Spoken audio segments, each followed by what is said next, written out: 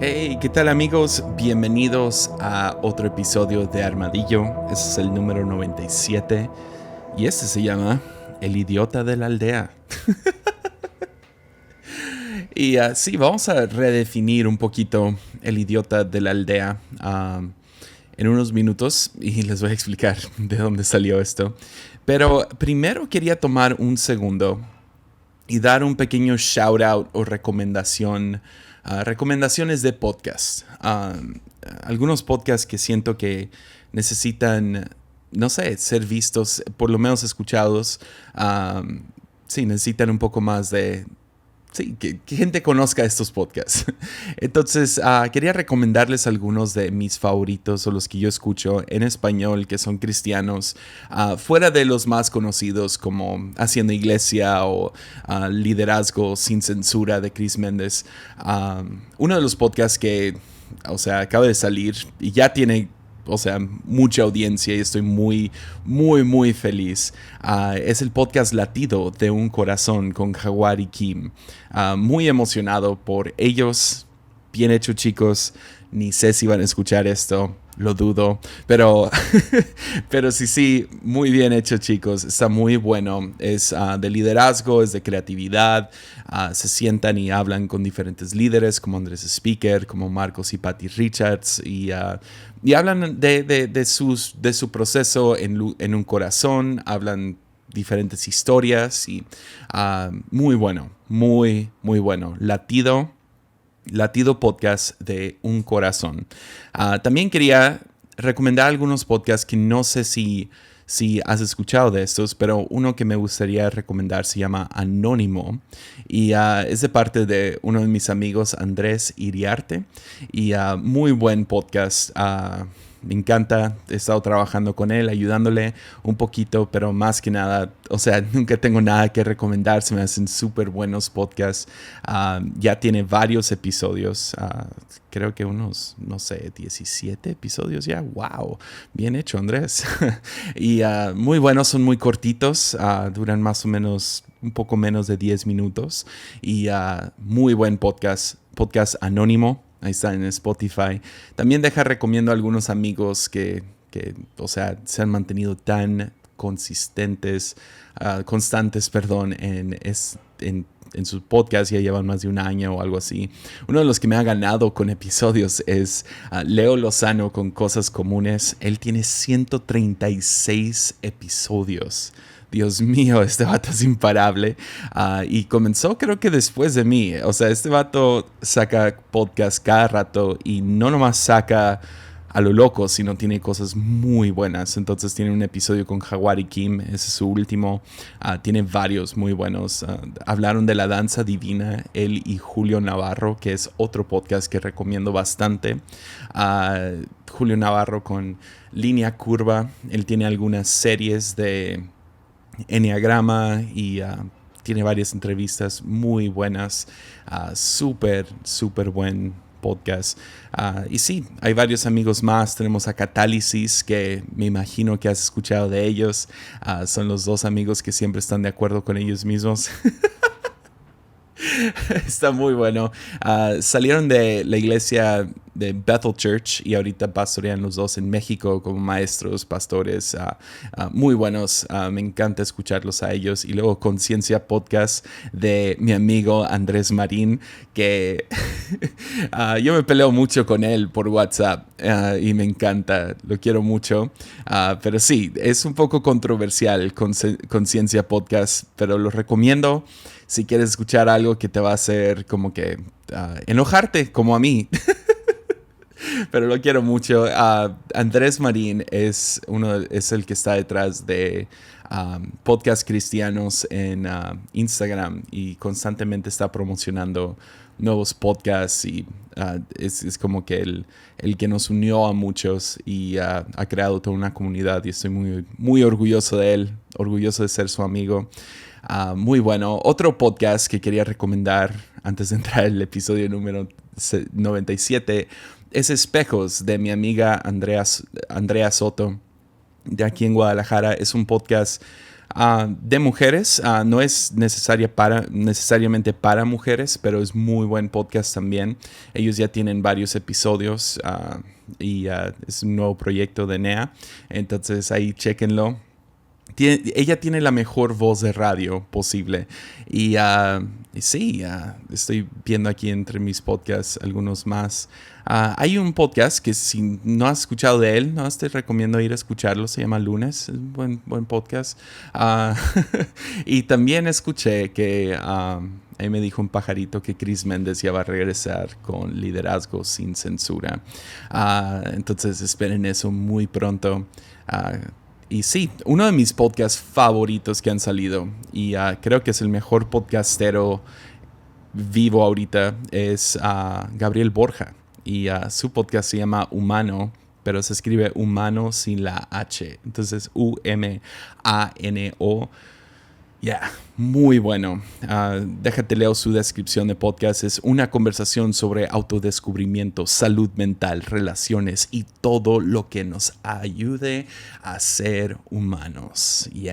Entonces se lo escribe mal, sin H, pero está pegajoso, muy bueno. Tiene 12 episodios, acaba de terminar su primera temporada. Espero que regrese pronto con las demás. Muy buen podcast. Y luego también seguro que han escuchado de este también, Corazón de Luna, de Juan Diego y Meli.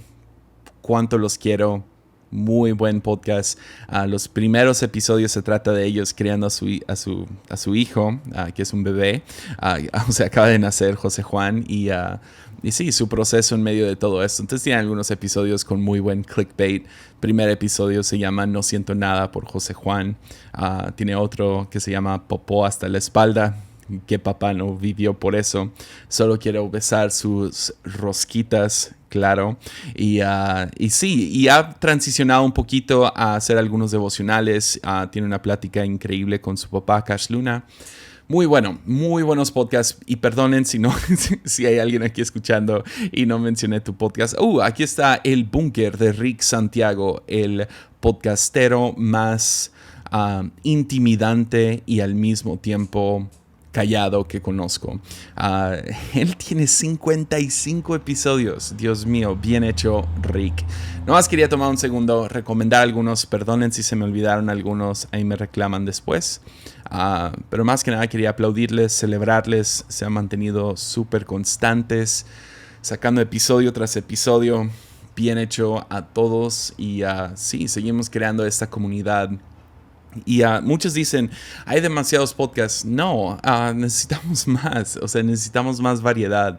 No vas a escuchar todos. Vas a encontrar los que te gustan, los que te hablan, los que te ayudan a crecer y todo eso. Entonces, no los quería animar a eso. Y hay algunas recomendaciones de podcast para ustedes. Y ¿qué tal entramos al episodio? Ya llevo 8 minutos y no he entrado al episodio.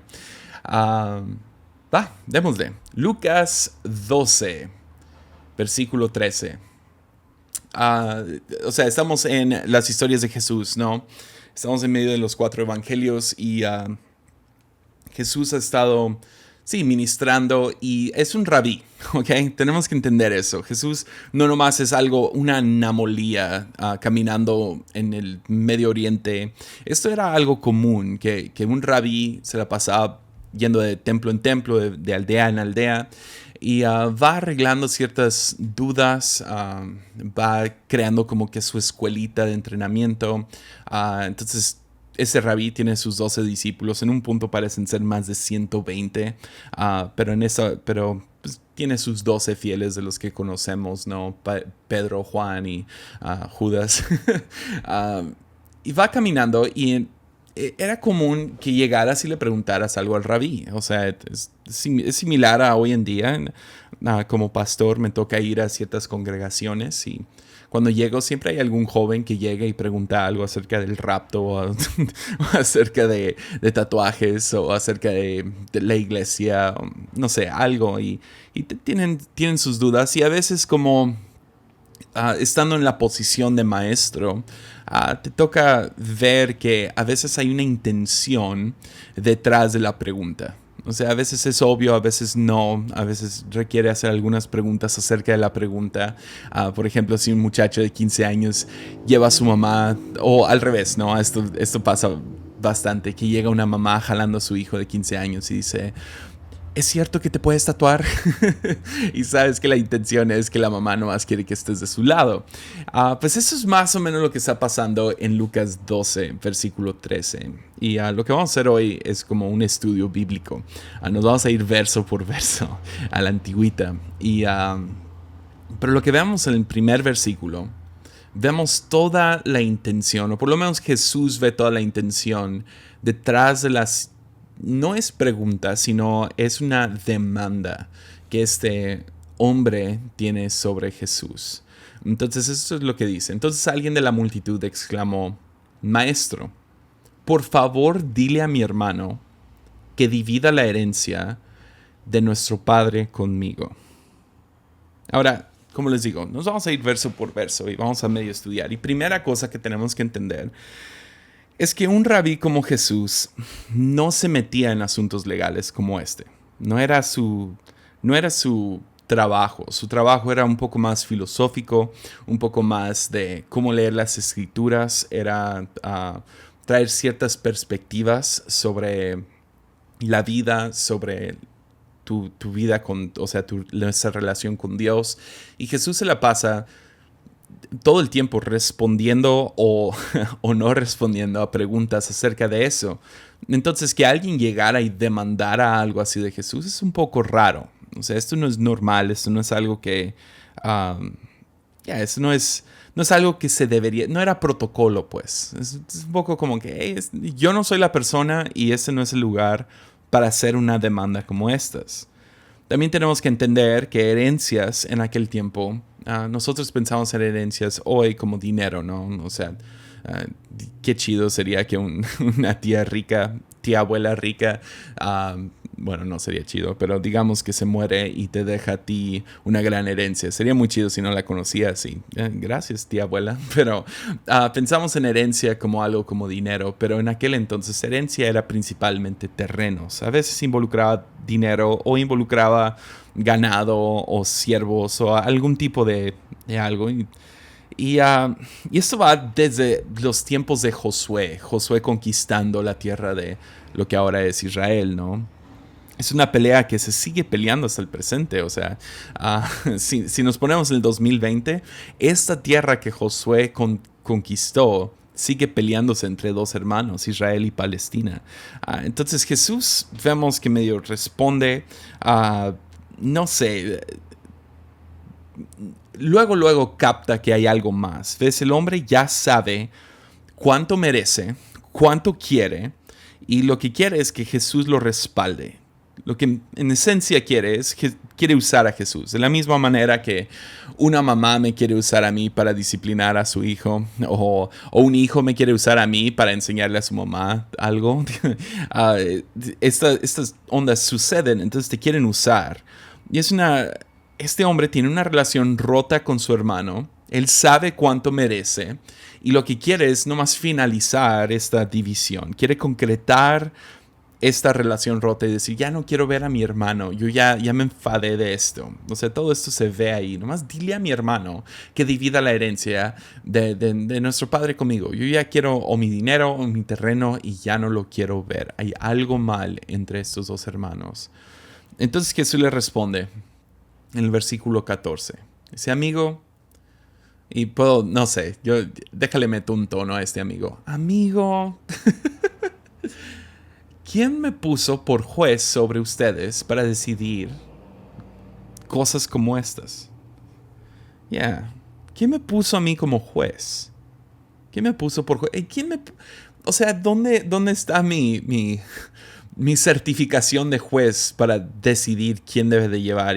O sea, ¿cómo sé yo cuánto mereces? O sea, cuánto te toca a ti. O sea, arréglense entre ustedes. Esto no es mi trabajo. Ahora, la palabra juez aquí, en el griego es maristén, porque a veces leemos juez y pensamos, no, pues sí, Jesús puede ser el juez del bien y del mal, del pecado y de la santidad, o yo no sé qué, pero juez aquí palabra, necesito mi café, es la palabra maristén, que significa un divisor. Entonces, en esencia, este hombre quiere que Jesús finalice la división entre él y su hermano. Y Jesús está diciendo, yo no estoy en el negocio de dividir. Yo no vine para dividir familias. Yo no vine para, o sea, el primero que llega a la autoridad recibe lo que quiere. No, no es mi trabajo. Yo no estoy aquí para ser juez de esto, divisor de este tipo. Porque ves, la petición de este hombre viene disfrazada de justicia y él viene disfrazado de víctima. Pero Jesús ve la avaricia detrás de la petición. Vean esto, Lucas 12:15. Y luego dijo, tengan cuidado con toda clase de avaricia. La vida no se mide por cuánto tienen. Ahora, perdonen, estoy yendo verso por verso y voy lo más rápido posible porque quiero llegar a mi punto principal. Pero vemos que Jesús usa esta palabra vida, ¿no? La vida no se mide por cuánto tienen. La palabra vida, tenemos dos palabras griegas y se usan en diferentes formas. Jesús usa las dos. Uno empieza con bio algo y es como la vida que tienes, ¿no? Si te mueres, pues pierdes esa vida. Pero esta vida viene de la palabra zoe. Zoe. Es una buena palabra, de Zoe. Me imagino que la has escuchado. Es un buen nombre para una hija o para una iglesia. Zoe. Y Zoe es vida, pero es vida en abundancia. Es lo que le sigue a la vida. Es una vida bien vivida. Es bendición, es abundancia, es calidad. Y lo que Jesús en esencia está diciendo aquí es esta abundancia de vida, esta vida y vida en abundancia, esta calidad de vida no se mide por cuánto tienes. Ya. Porque ves, la avaricia te roba de este Zoe. Entonces Jesús entra a una historia, a una pequeña parábola, y nos dice esto. Luego les contó una historia.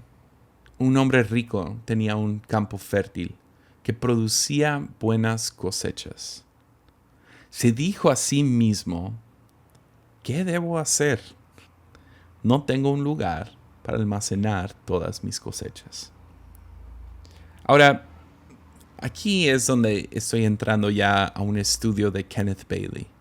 Kenneth Bailey escribió varios libros acerca de por medio de los ojos, los ojos para ver el Medio Oriente, leyendo la Biblia con estos ojos. Y tienen varios libros muy buenos. No los he leído todos, pero tengo algunos estudios aquí de él. Y estaba leyendo su postura en Lucas 12 y me encantó. O sea, literal me revolucionó cómo veía este pasaje. Y desde ahí donde nace el término el idiota de la aldea. Es la manera que él lo usó y me encanta. Entonces ya le di su onda, deja nomás lo cuento como lo sé. Está bien, pero sí, si quieren saber más, busquen libros de Kenneth Bailey. La primera cosa que hubiera resaltado cuando Jesús comienza esta historia, lo que hubiera agarrado a gente como en curva, sería la frase del versículo 17. Se dijo a sí mismo. O sea, un hombre rico tenía un campo muy fértil que producía buenas cosechas y se dijo a sí mismo. Esta frase sería un shock para todos aquellos que vivían en este tiempo. O sea, sería... Porque ves, agricultores no vivían solos en aquel tiempo.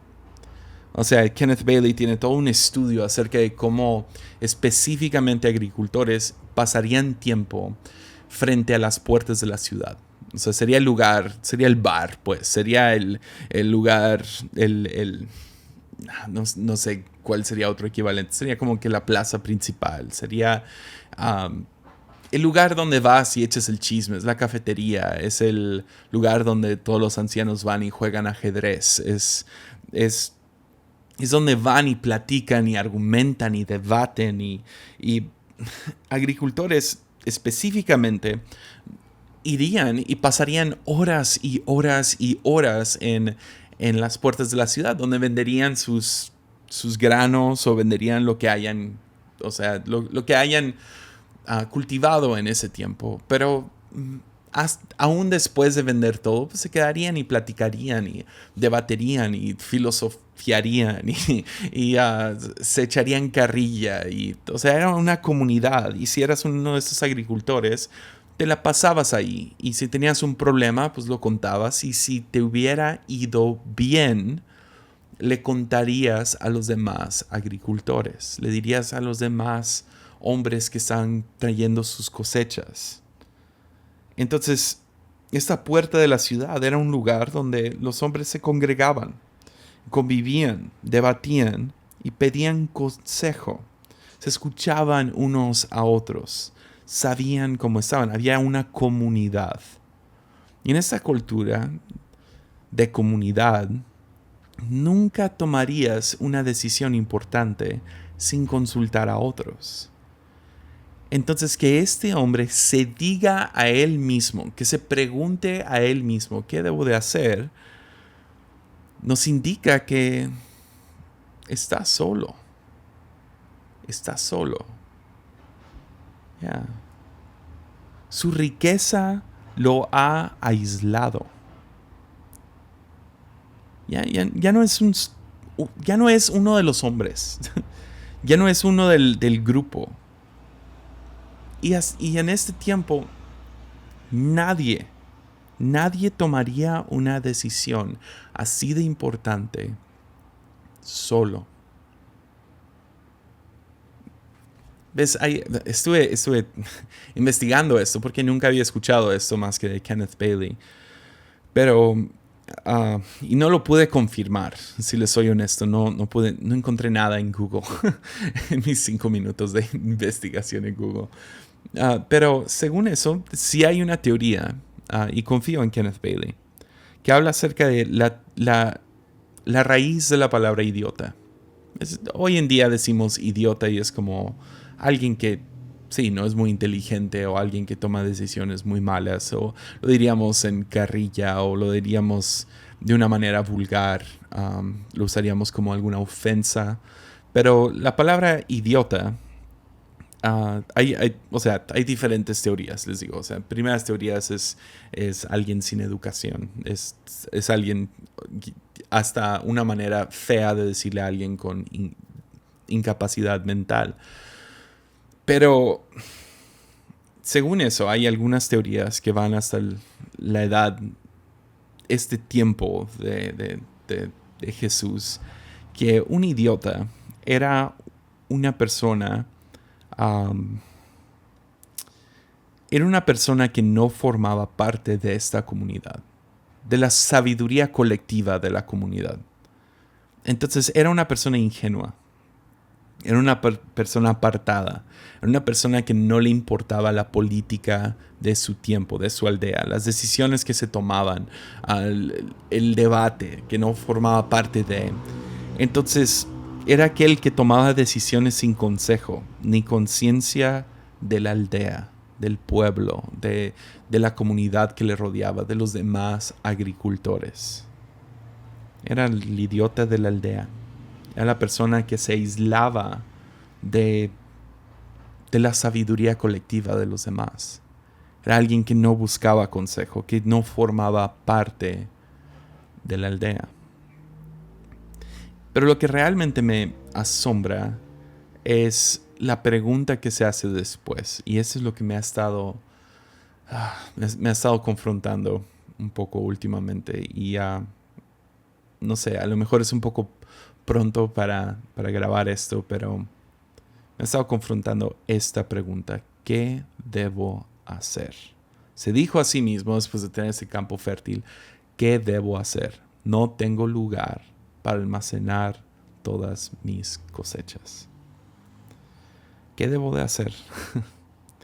Es en aquellos tiempos, gloria a Dios, ya hemos vencido esto, pero había gente que tenía hambre. Obvio es sarcasmo cuando digo que ya hemos vencido esto. Pero en aquellos tiempos había mucha gente sufriendo bajo terribles impuestos, específicamente del Imperio Romano.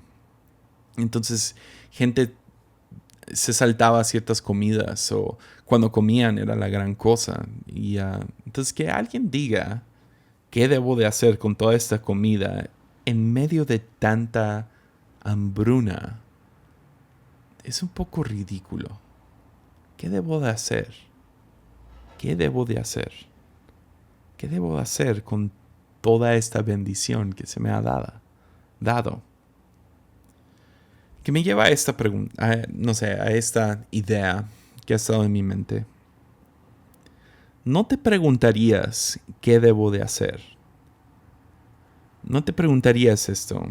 Si vivieras, no sé, aquí tengo una foto en mi compu, la estoy viendo en este momento, de los refugiados de Darfur. Esta ha sido una pelea ya por décadas que ha llevado a gente a ser refugiados en medio del desierto, donde literal han creado aldeas de tiendas de campaña. Los puedes ver, las tiendas de campaña de Darfur. Y es espantoso cómo viven. Es, es- es tan triste. Te hacen estas fotos de Google y te rompe el corazón. O sea, ver a estas personas que literal están sufriendo de hambre, están viviendo en el desierto, huyendo de todas las peleas que ha habido por ya 2 décadas. Um, ha mejorado, pero todavía siguen pequeños pueblos de tiendas de campaña de 10,000 a 20,000 habitantes. Ahora imagínate vivir ahí. Vivir entre estas tiendas, entre estas carpas que se han levantado. Y un día despiertas y tienes un refrigerador en tu tienda de campaña llena de comida.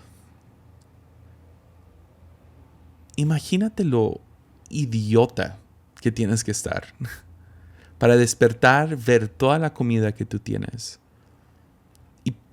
y preguntarte qué debo de hacer con toda esta comida. No me la puedo acabar. Es muchísima comida.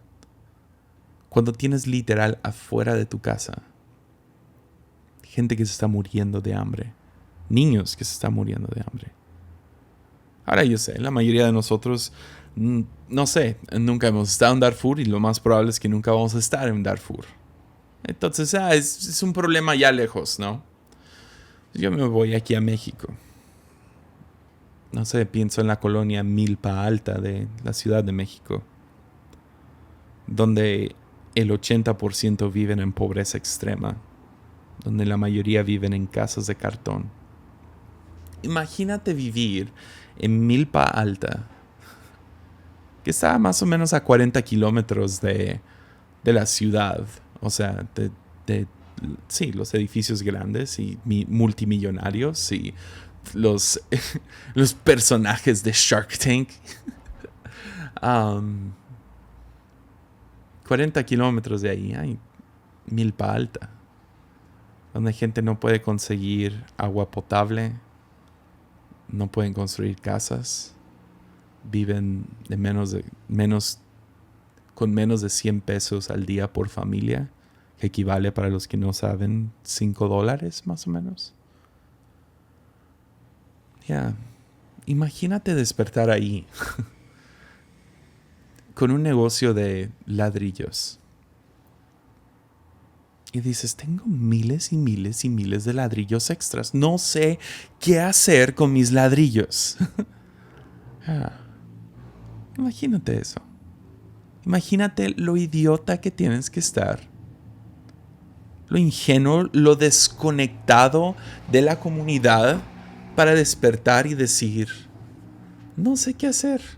No sé qué hacer con tanta bendición que tengo. Ya. O me voy a mi ciudad, a mi estado. donde estadísticas dicen que hay 94,000 personas en Nayarit que viven con menos de 100 pesos al día. Que viven en pobreza y yo estoy debatiendo si veo mi serie en la televisión o en el iPad. Ay, no sé qué hacer. ¿Qué debo de hacer? Ya me compré un nuevo iPad. ¿Qué hago con el viejo? Qué loco está el mundo. Qué loco que podemos vivir en esta paradoja donde literal vas a en nuestra iglesia me pasa todo el tiempo donde estoy predicando y estoy viendo gente que yo sé que tienen mucho dinero sentado o en la misma fila con alguien que a lo mejor tuvo que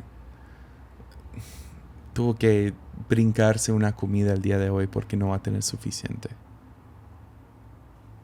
Yeah.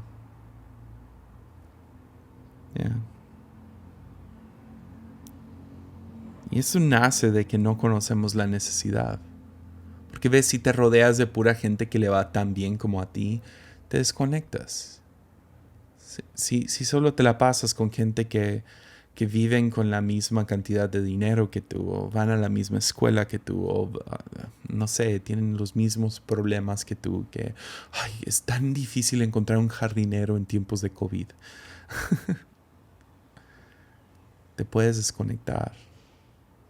Te puedes desconectar de la necesidad que hay alrededor. Pocas veces más escuchar hablar mal de un pastor, pero lo voy a hacer aquí. Hace ya un tiempo atrás, creo que debe haber sido hace unos 6, 7 años, fue fue de mis primeros viajes que hice predicando en otras iglesias. Y me acuerdo que llegué a una iglesia y la iglesia estaba bonita, grandecita. Y me acuerdo que acababan de adquirir un terreno, están en un lugar nuevo.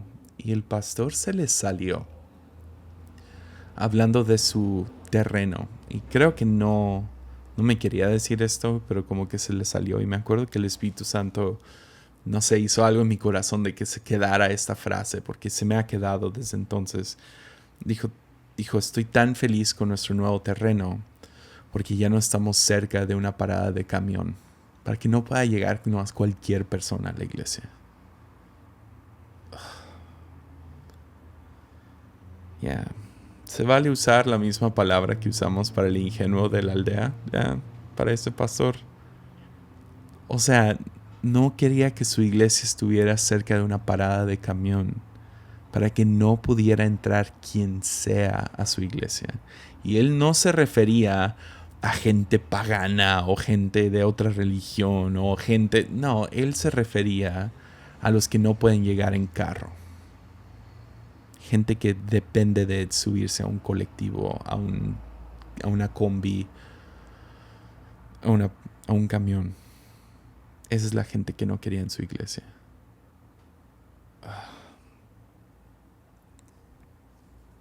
Yeah. Entonces, ¿qué hace este hombre? ¿Qué hace este hombre del que está hablando Jesús? Pues dice, ¿qué debo de hacer? No tengo un lugar para almacenar toda mi bendición, todas mis cosechas. Que también es un poco extraño que él lo vea como suyo, ¿no? Mis cosechas. Ok, es otra vez, está desconectado de la necesidad inmediata que hay alrededor de él. Entonces pensó, ya sé.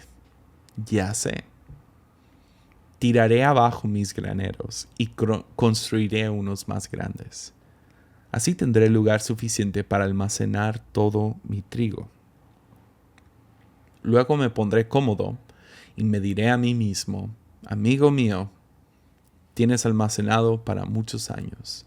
Relájate, come y bebe y diviértete. Lo más loco de esto, y esto me di cuenta porque acabo de o sea, leer Jeremías, es que este es un versículo de Jeremías. Jesús es tan brillante que no sé si se le ocurrió en el momento, pero mete en medio de esta historia que el hombre se dice a él mismo para convencerse de que esta idea es brillante, usa un versículo del Viejo Testamento. Ya sé, tiraré abajo mis graneros y construiré unos más grandes. Esto es sacado del libro de Jeremías.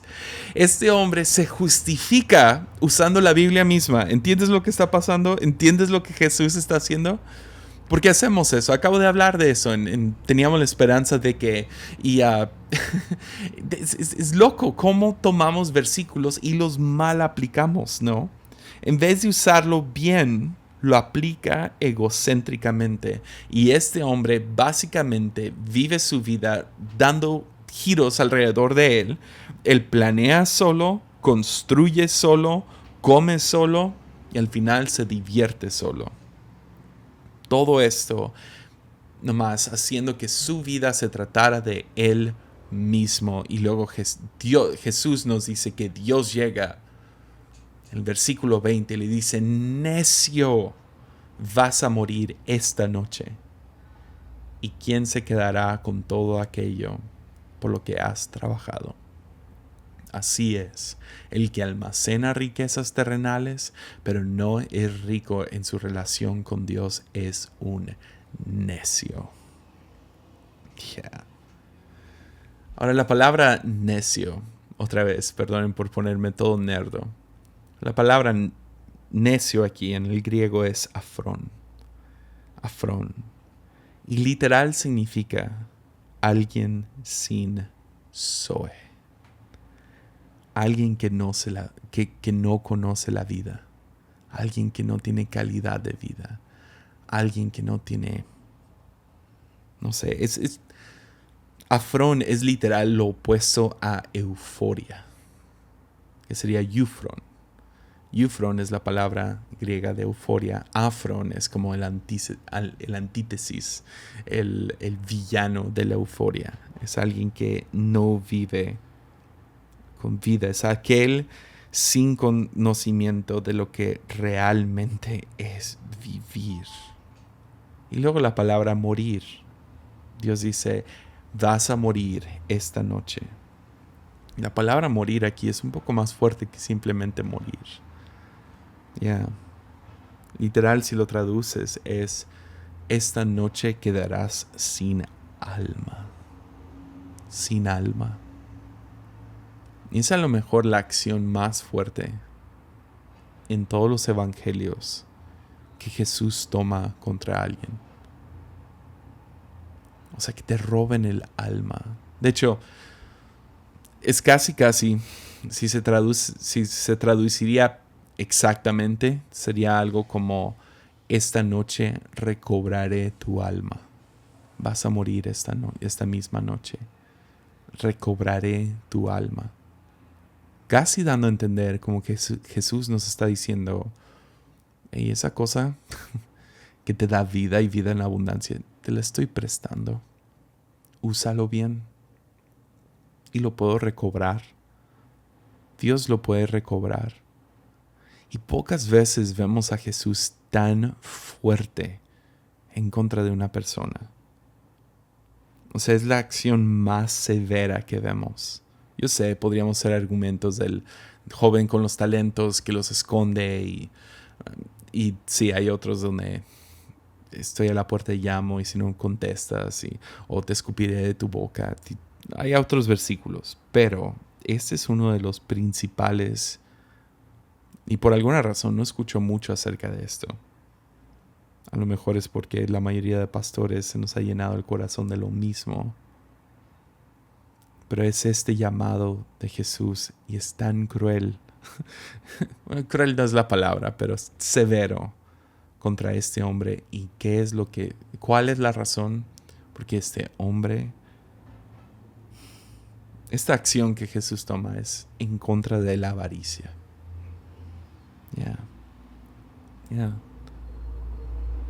Que Jesús nos recuerda en este pasaje que la vida es un regalo.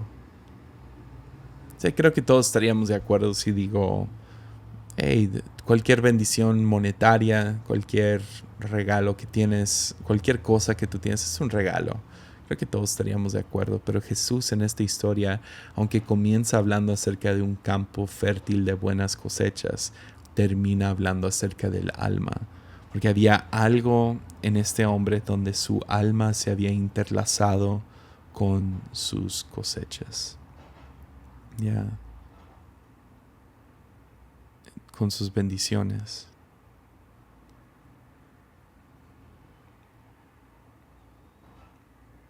Y Jesús dice, esta noche perderás todo, Zoe.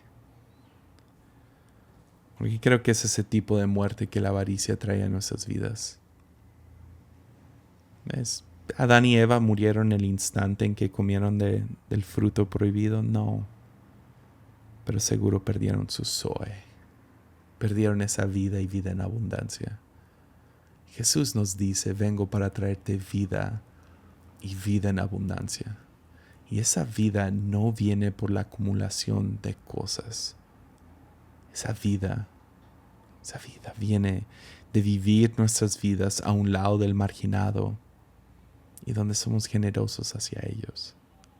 Ahora yo no estoy diciendo vende todas tus cosas y ve y no le des cereal más bueno a tus hijos. No, yo no estoy diciendo que es malo tener diferentes tecnologías en casa o tener un dinero ahorrado. No, no, no, no, no, no. Pero que no seamos el idiota de la aldea, donde nuestra riqueza nos ha separado de la comunidad, donde nos ha aislado a tal punto donde terminamos viviendo nuestras vidas solos.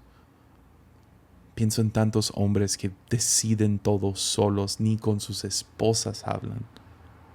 Pienso en tantos jóvenes que rápido nomás deciden cosas, nunca buscan consejo de los ancianos de la aldea.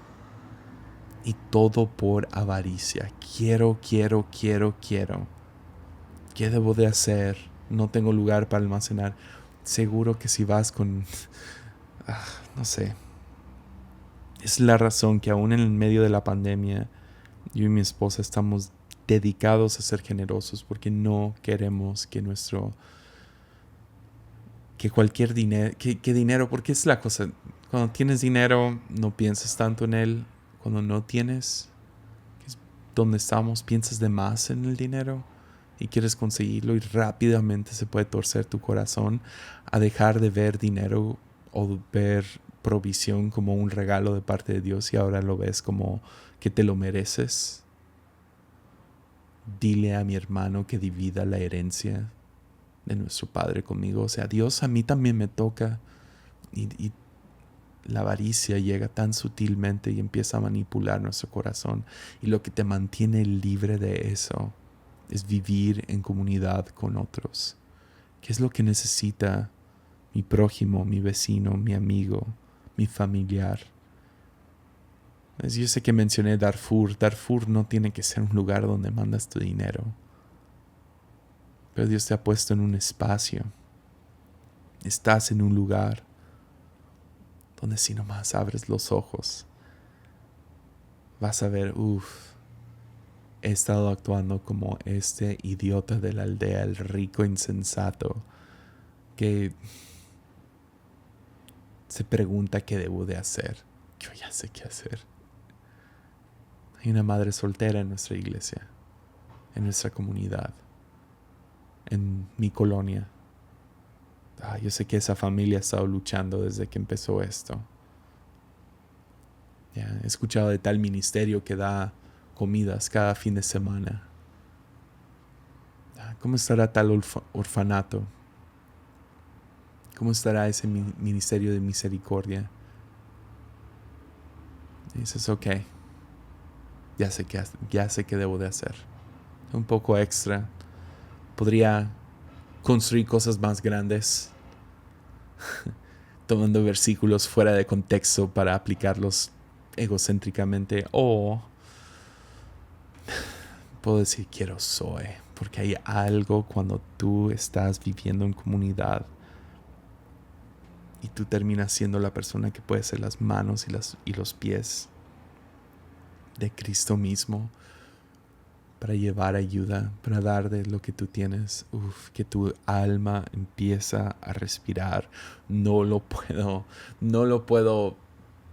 ah, no puedo recomendar más. Es vida ver la cara de alguien que no tiene los recursos, no tiene los medios para alimentar a sus hijos 3 veces al día y tú llegas con una despensa. Eso es vida, eso es Zoe. Es vida y vida en abundancia. ¿Ya? Entonces no seamos el idiota de la aldea, el rico insensato, el hombre sin Zoe. Yo quiero Zoe, quiero vida, calidad de vida. Ya. Ánimo.